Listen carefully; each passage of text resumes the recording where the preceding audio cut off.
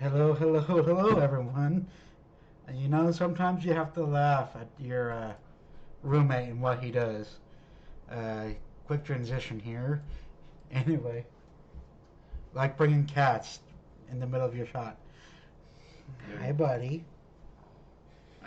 Whoa. He looked Whoa. excited to just be on top of your head. Okay, I bye, bet he bye. was. Anyway, yeah, you know, roommate interruptions, and that just seems to be a regular thing during these things. Anyway, welcome to Football 101 episode 14, I believe, which is kind of crazy. So, yes, the football season is over, which means, uh, yeah, football content will be less on the podcast, at least until the draft and then next football season. And content for this will look a little bit different. Anyway, so today today's episode is all about coaching trees. Uh, okay, pause. Um, just so you all know, at the end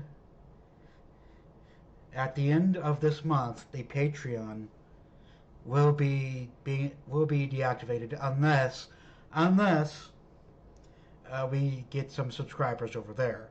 So if you want to give us money, head over to Patreon. I'll make sure to include the link to it in the description below. If you want to give us money, okay. If you don't want to give us money, okay. But that Patreon will be deactivated by the end of the month without any subscribers, at least until we get more subscribers. We'll go into a bit more detail on the podcast okay whether so go watch the podcast for more details that we'll be releasing, soon-ish. I don't know if we're releasing it before this video or not, because at this time we have not recorded it. Anyway, coaching trees. So to explain what a coaching tree is, it's sort of like a coaching genealogy. So if you start with Andy Reid, you can trace, you can look at his coaching trees. His coaching trees include, his coaching tree includes people like Jim Harbaugh and Matt Nagy and who was Steve Spagnuolo. Now, granted, two of those are now his coordinators again, so their success uh, is kind of tied to him. But coaching trees. But if you go backwards, if you start with Andy Reid and go backwards, you'll find he was a disciple of Mike Holmgren, who was a disciple of another guy, who was a disciple of another guy, who was a disciple of another guy, so on and so forth. Basically, it's like I said earlier, it's a coaching genealogy of these coaches. Uh, of a coach teaches his coordinators and assistants to how to coach, and then they'll go on to be coaches themselves, and they teach their coordinators and assistants how to be coaches, and again, so on and so forth, until you reach all 32 active NFL head coaches, and even some of the coaches in the college ranks too are active disciples of other coaches. Bill Belichick was a disciple of Bill Parcells.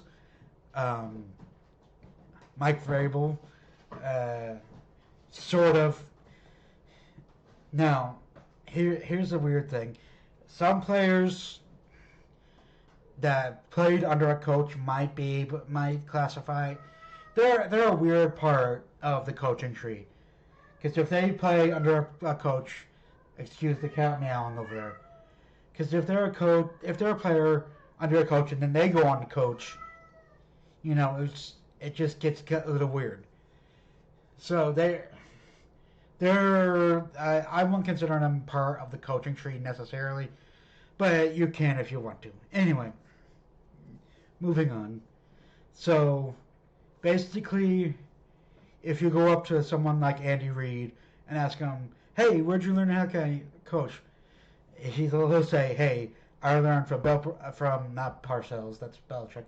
I learned from Mike Holmgren, Packers head coach, who learned from, an old Steelers head coach, maybe, who learned from an old Panthers head coach. It goes further back, further and further, essentially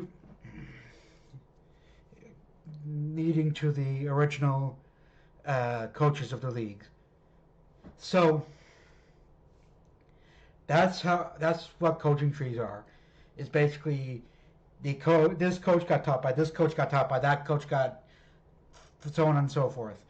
And a lot of the coaches today you can actually trace back to some of the more legendary coaches like Vince Lombardi, Tom Landry, some of the original guys in the league. That's all I have for coaching trees. Still, the Super Bowl still stings, y'all. There's a little bit of extra stuff for you. Anyway, talk to y'all later.